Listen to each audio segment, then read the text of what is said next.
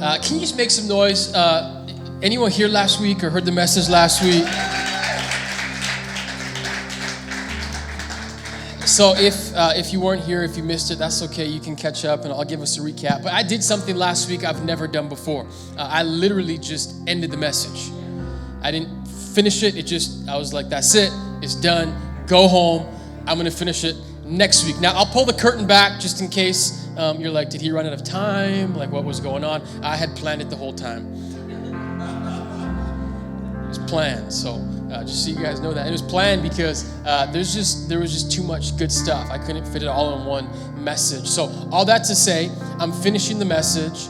If you never heard the message, everything's online, Facebook, YouTube, our podcast. And I just really encourage you to go back and listen to it this week, last week, because I think that these messages could be the two most impactful messages of the year. So just encourage you for that. We're finishing it today. So Genesis chapter 3, verse 4, kind of where we left off, opening passage today. You will not certainly die, the serpent said to the woman, for God knows that when you eat from it, your eyes will be opened and you will be like God, knowing good and evil. So again, we're in a building season as a church, just building different aspects of our walk, our journey. So last week was this idea about building your truth. So we're going to call last week part 1, and this week we're going to call Build Your Truth part 2. So we can be seated, and can we just clap our hands for the worship team? Thank you guys so much. So amazing. So glad everyone could be here. So pumped, everyone watching online. My name's Harrison, and just honored you could be here. So for those of you guys that maybe missed the message, those of you guys that were here, but you kind of forget it, it's been a week, Pastor, like you can't expect me to remember everything. I kind of want to give a quick recap of where we left off. So what we found out last week from John chapter 8 was kind of this fundamental idea. It was pretty simple. Jesus told us that he is truth. Jesus equals truth, and basically Satan equals lies, right? Jesus is truth, Satan is lies. And what we found out, we went back to the very first book. We're still in the first book, Genesis, first book of the Bible, and we said that the devil has 3 key tactics, 3 things that he uses to mess us up. He's a liar. We found that out.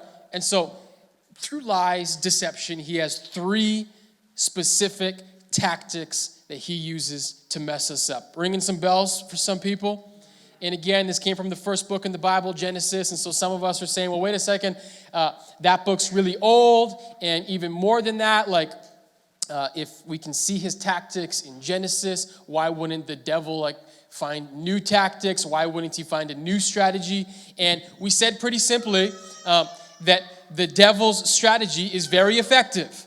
And so what we said is that if it ain't broke, don't fix it, right? He's like, hey, I'm tripping people up. If it ain't broke, I'm not going to fix it. And a lot of us are saying, wait, you're saying the devil is real. He actually messes people up.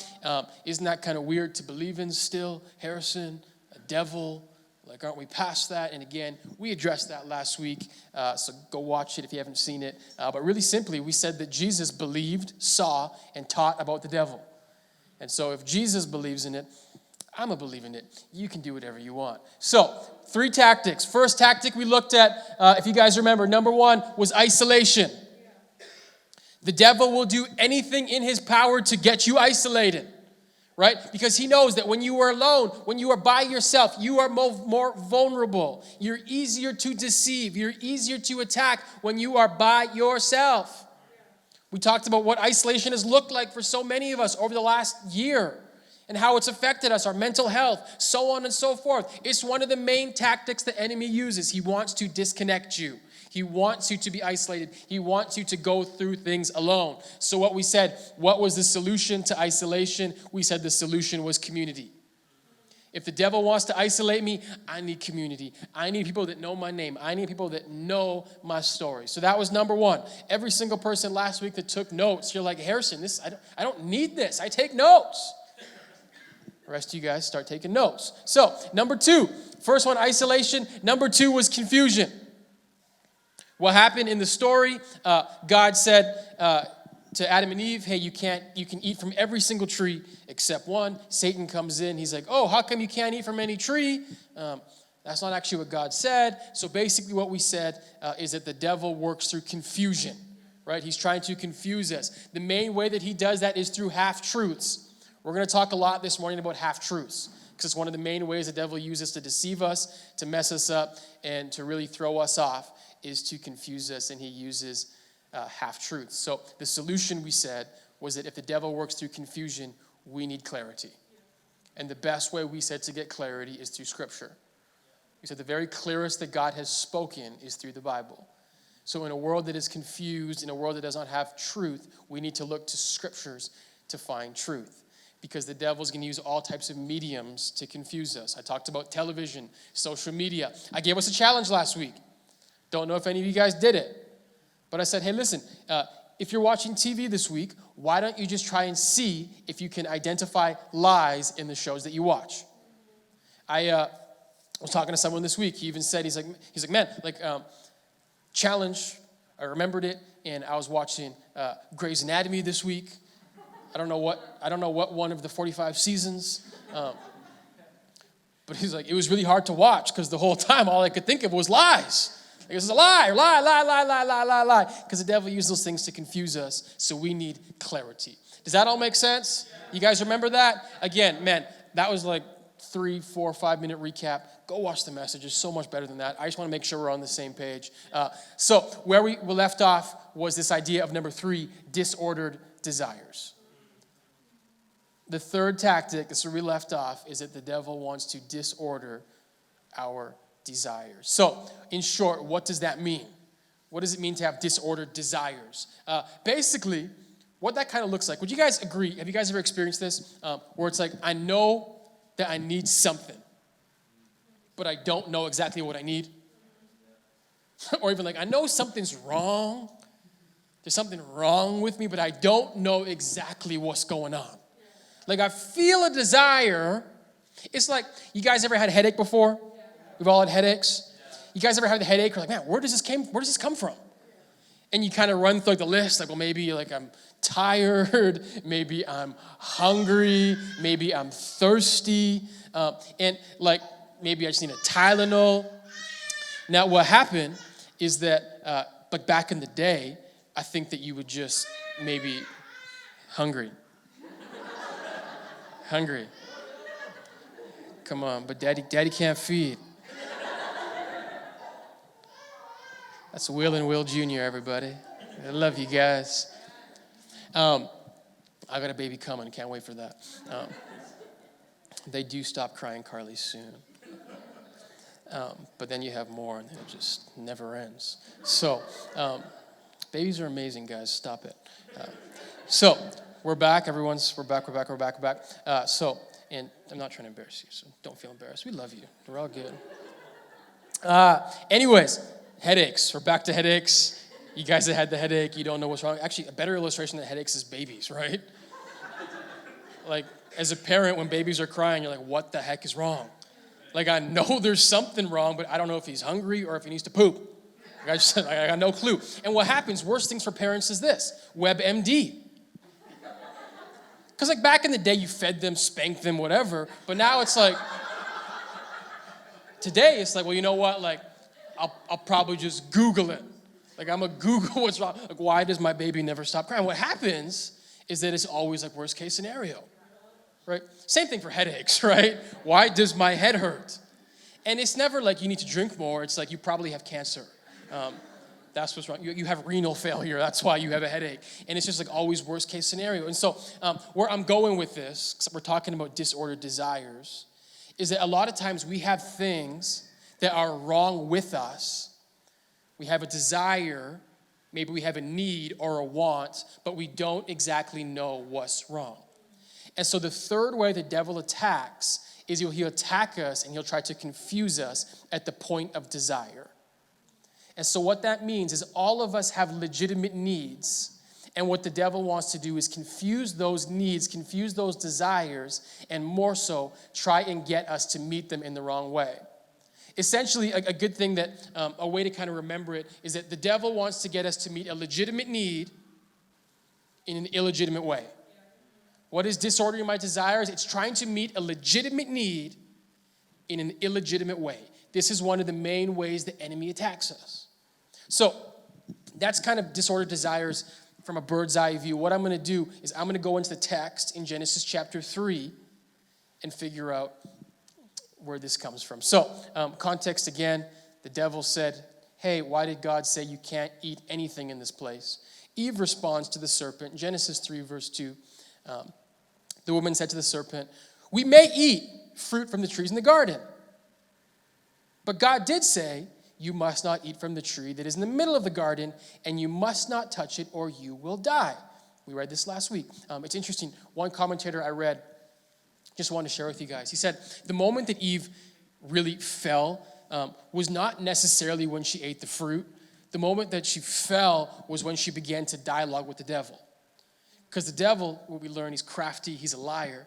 And the moment you enter into a dialogue with him and you give him time, you entertain him, he's a really kind of crafty is what we learn. And so the moment she talked to him, she already lost. And so what he said, don't dialogue with the devil. You're not going to win. Really what that looks like in the practical sense is this idea of how close to the line can I get?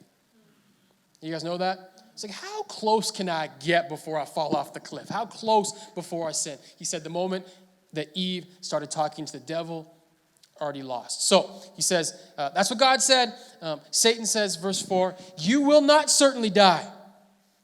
For God knows that when you eat from it, your eyes will be opened and you will be like God, knowing good and evil. So, John chapter 8, last week we learned that the devil's a liar. Right? Everything that comes out of his mouth is a lie. He's been a liar since the beginning. That's what we learn. And so we know that he's lying here, just from the words of Jesus. But what you need to understand, and I kind of want to give us a peek into the devil's handbook, and I'm not showing you guys this so you can become maniacal or evil, but I'm going to show you how the devil works so you can learn to combat against him. When God says that he's a liar, and he is, and everything that he says is lies, he does not ever fully lie. It's always half-truths, or three-quarter truths even, or three-quarter lies. But you need to understand this. The most effective lies are the ones that have little bits of truth. If the devil said to Eve right there, hey, if you eat the fruit, you're going to grow wings and blow fire out of your mouth, she might have been like, see you later, snaky. Because it's so outrageous. But the devil, what he does, and we're going to see it in a second, he works through half-truths. So you can write this down. The most effective lies are the ones that are full of half-truths, but even more so, tug at the desires of our heart. The most effective lies are the ones that are full of half-truths that tug at the deep desires of our heart. So we know that Satan's lying in Genesis chapter 3, verse 4, but we also know there's some truths in there.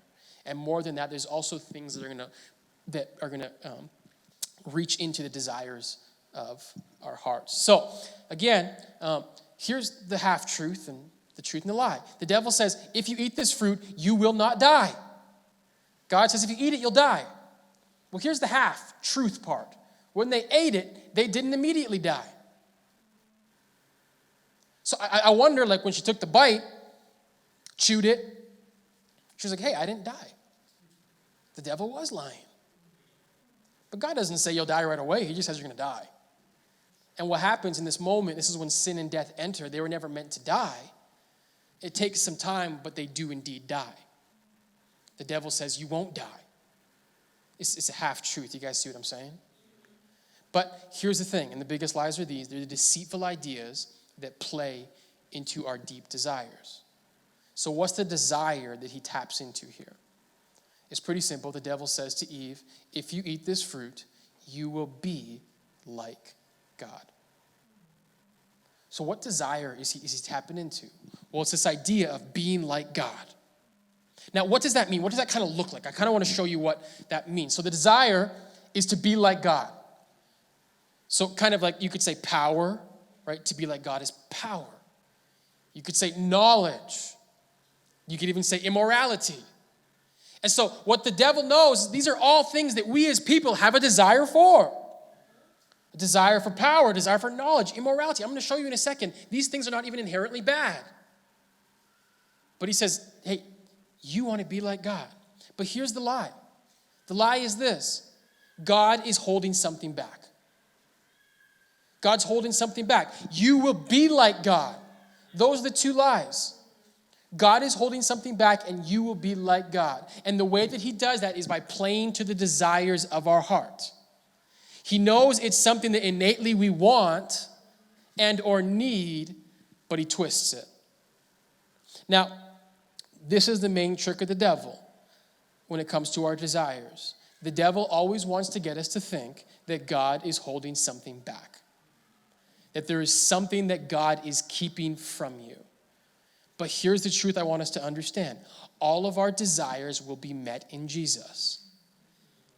Let me show you something. Everything the devil says that God was holding back. Look at this. Genesis chapter 1, verse 27. Going back a few chapters. It says, God created mankind in his own image.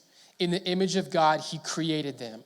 Male and female, he created them. God blessed them, and he said, be fruitful, increase in number, fill the earth, and subdue it. Rule over the fish in the sea, the birds, the sky, and every living creature that moves on the ground.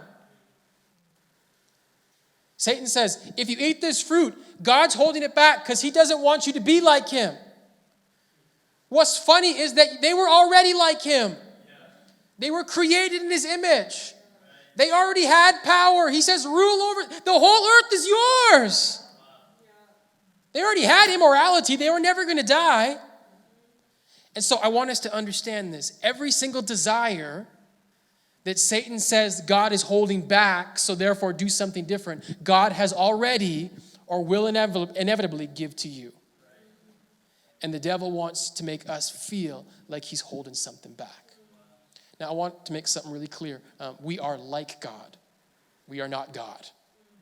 We are made in his image. But the desire to be God comes from the devil. And the desire and the journey to be God will actually destroy you.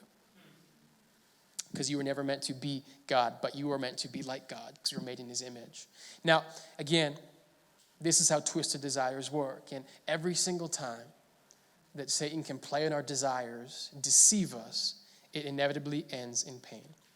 So we see what happens in Genesis chapter 3, verse 6. It says, when the woman saw that the fruit of the tree was good for food and pleasing to the eye and also desirable for gaining wisdom, she took some and ate it. And she also gave some to her husband who was with her, and he ate it.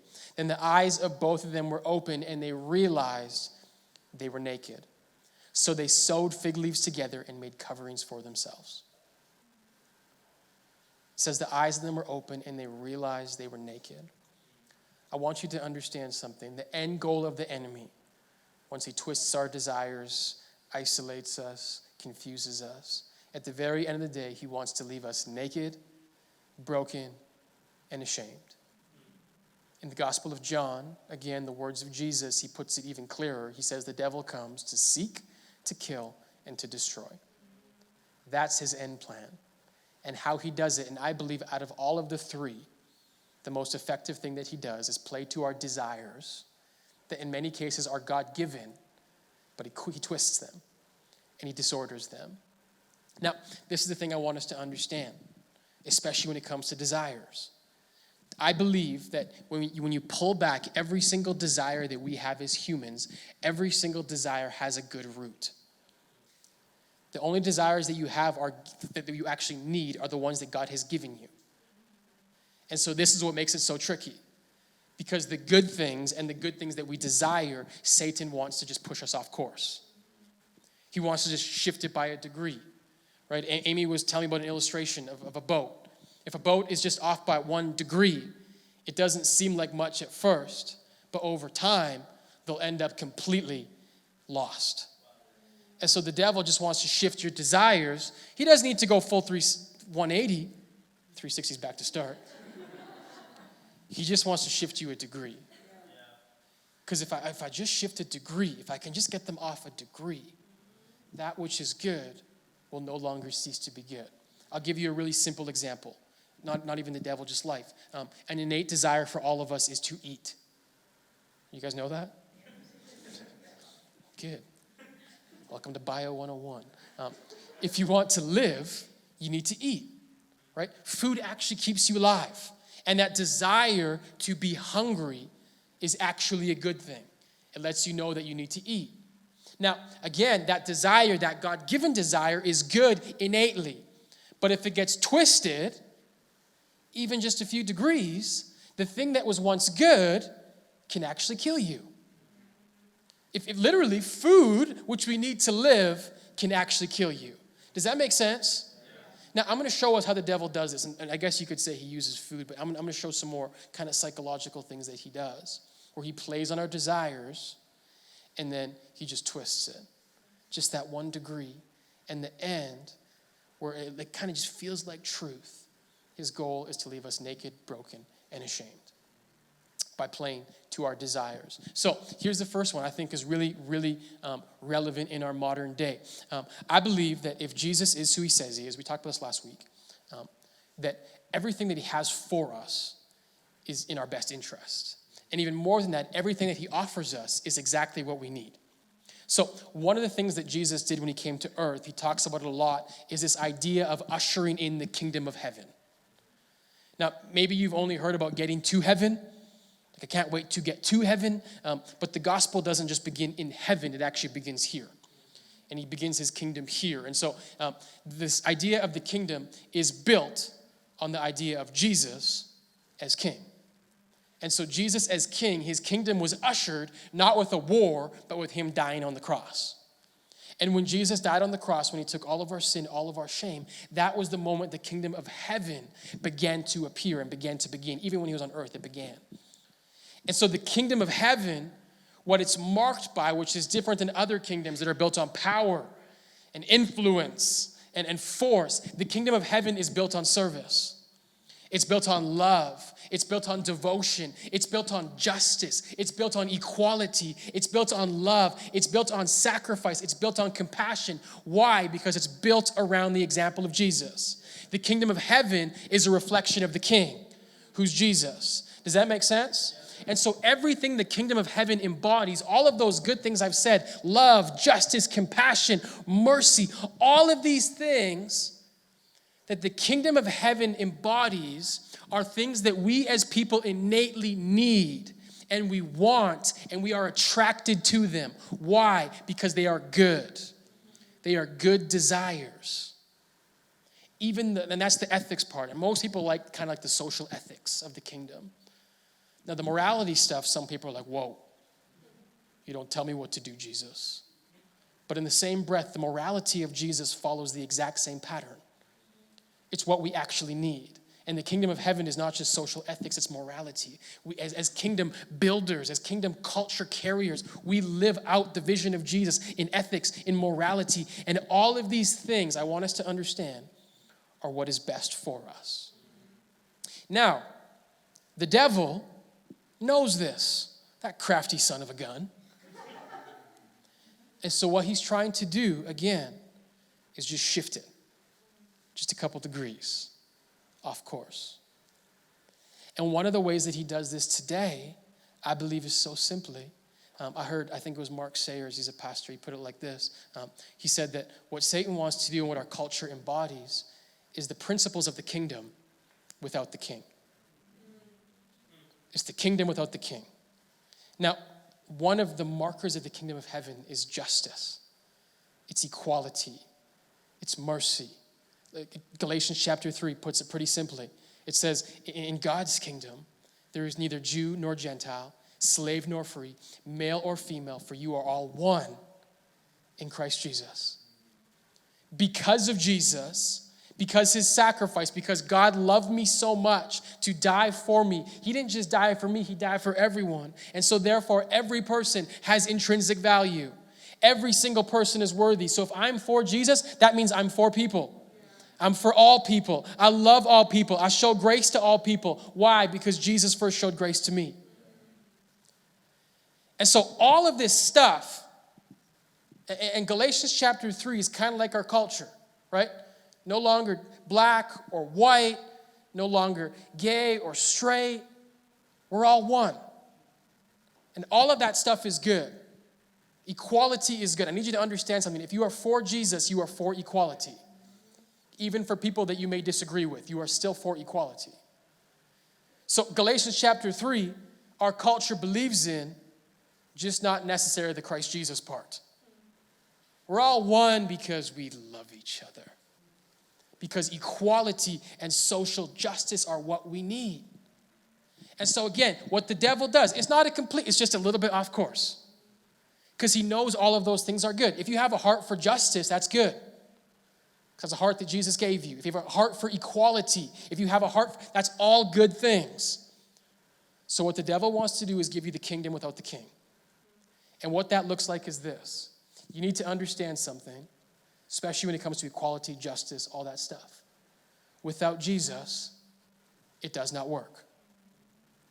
And so two things will inevitably happen if I seek the kingdom without the king. The first is disappointment. I will always be disappointed. Do you want to know why? It's because people will never be good enough. It's because I will push forth this vision of equality. I will push forth this vision of anti-racism, whatever it may be, yet other people won't follow along. And it's like, I don't know what's going on. Why are people so bad? Why are people so evil? Why can't we all just love each other? It'll be disappointment. And listen, if there's no God, you need some kind of higher power to justify these things and to put them into place. And for our culture, it's governments. And then we'll just always be disappointment in the government because the government will never be able to exact the justice and the equality that I want. And I just can't. I'm just so angry. That's the first thing that'll happen. You'll always be disappointed because equality, justice, all of these things hinge on Jesus. The second thing is this. The kingdom without the king will always lead to legalism. Now, what legalism is this? It's simply truth without grace. It's truth without grace. Grace comes from Jesus.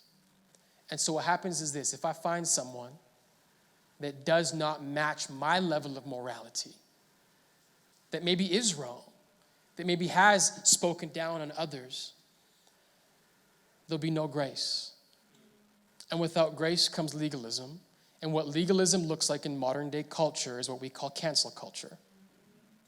And what cancel culture says is that unless you match my standard of morality, unless you match my standard of justice, you are not enough.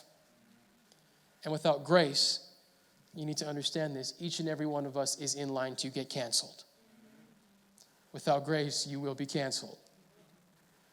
The other thing is this. In a legalistic society, it's all about performance. And so what that means, it's not enough to be a good person. I have to tell everyone how good I am.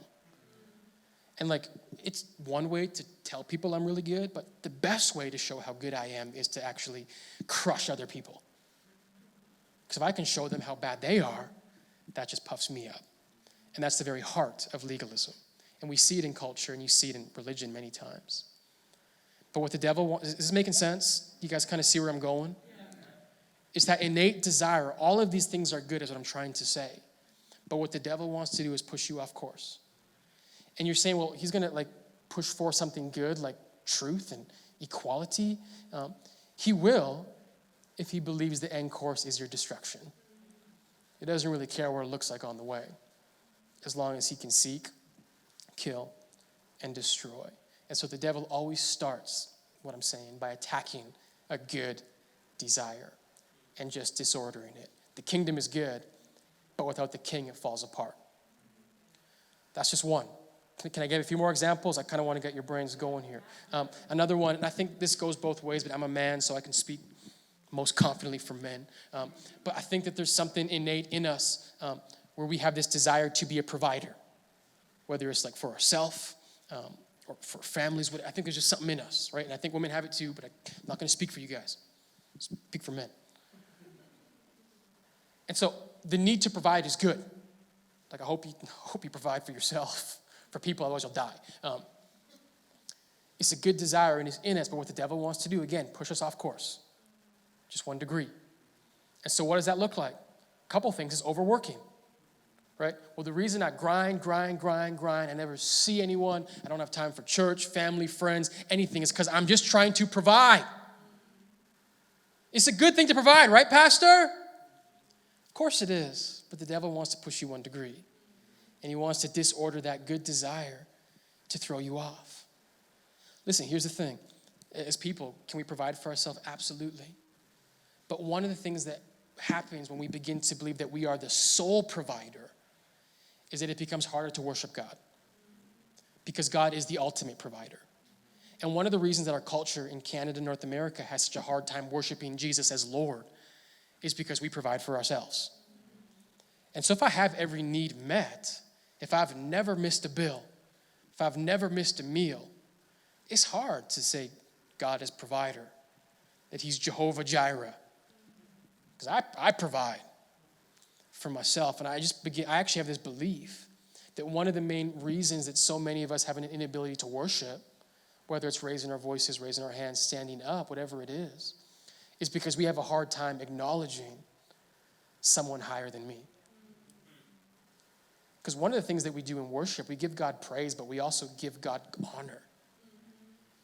And we say, God, you are higher than I am. So I don't really care what I look like because you're the king. But we have this thing inside of us where it's like, wow, I'm the king. I'm the queen. And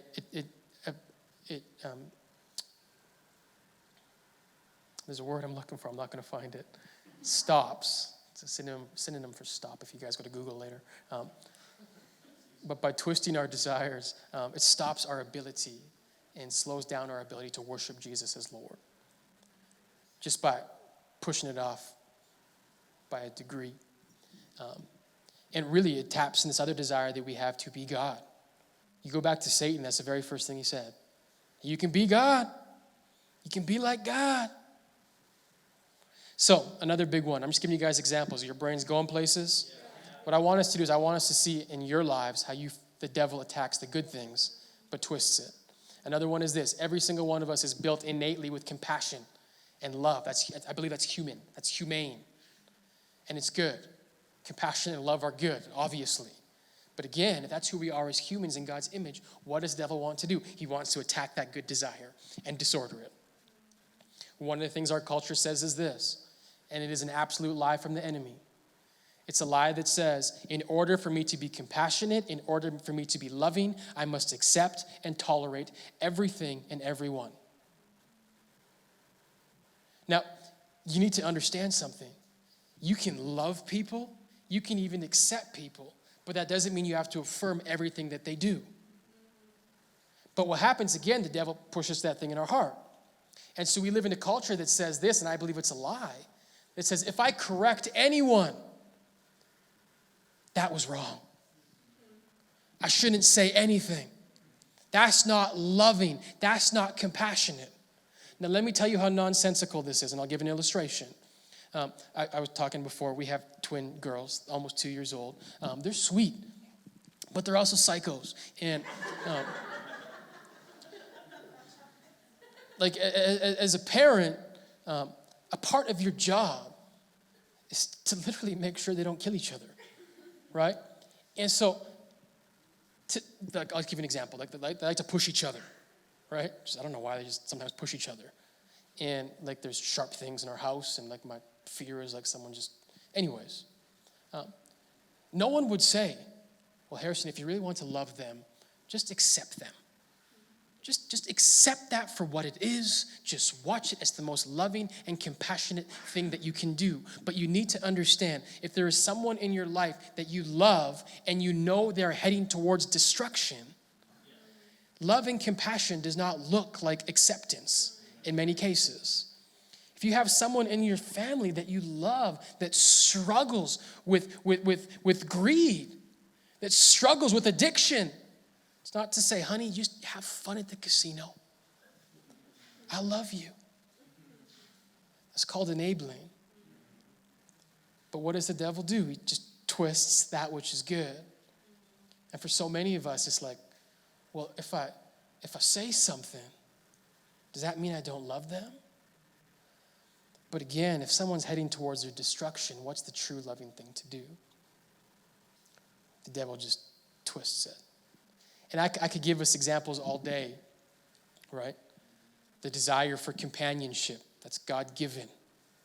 How does the devil twist that? Toxic relationships, pornography. I'd encourage you, I don't usually do this, but I preached a message in the winter called Our Deepest Desire. It's all about relationships and sexuality. So I'm not going to touch it here, but if you want to watch that, you can see how desires work. So it's February or something like that. But it's that good desire, right, that the devil twists, right? The desire for freedom, right? We're free in Christ. Twisted becomes rebellion. Literally, we could go on all day, right? Good things that the devil twists. So his third tactic is disordered desires. So what's the solution? We need to reorder our desires. If the devil wants to disorder them, what we need to do is we need to reorder them. Because the enemy inevitably wants to leave you naked and ashamed. But what God wants to do is God wants to restore and clothe. So, they were naked. We saw that Genesis chapter 3, verse 8. It says, the man and his wife heard the sound of the Lord God as he was walking in the garden in the cool of the day. And they hid from the Lord among the trees of the garden. But the Lord called out to the man, and he said, where are you? He answered, I heard you in the garden, and I was afraid because I was naked, so I hid. Verse 11, God said, who told you that you were naked? Who told you that you were naked? So listen, how do we reorder our desires? We need to go deeper. And one of the ways that we need to go deeper is we need to ask questions. The question that God is inevitably asking is this: who lied to you? What lie have you believed? And so as the band comes up here, because Sid was wondering, I want to ask a simple question this morning, church. Who lied to you? Who lied to you? Who told you that you were naked? Who told you that that thing would satisfy the desires of your heart? Who told you that you could have everything without Jesus? Who told you? You see, the only way that we can combat the lies of the enemy, the half-truths of the enemy, is reorder our lives. The only way we can understand our deepest desires is to reorder our lives, is to put Jesus at the center. The only way I can combat isolation, confusion, disordered desires is to literally rearrange my life and put Jesus at the center. Now listen, I'm finishing this message. I want to do it 2 weeks in a row. But it's kind of finished. Come back next week, and I'm going to really show us some practical disciplines that we can put into our life in order to put Jesus at the center, in order that we can rearrange our desires. But I do want to conclude this message, and I'll finish with this. At the very end of the day, what the devil wants to do is he wants to lie to us, and he wants to deceive us. And what Jesus wants to do is Jesus wants to release us with truth and with freedom. And so maybe you're saying to yourself, well, how do I know that Jesus is true? How do I know that everything he says for me is in my best interest? How do I know? What the devil does is he leaves them naked and ashamed. And he wants to leave you naked and ashamed. And so what Jesus did, I want us to understand this, is on the cross at Calvary, Jesus himself got naked and ashamed in order to show to us that we don't have to be anymore. He did that so you don't have to be anymore. And on the cross, what he was doing in the ultimate demonstration, he was saying, you can trust me. I love you. I want what's best for you. I want your deepest desires to be satisfied. Jesus took all the pain. Jesus took all the shame. Jesus took all the heartache so we don't have to.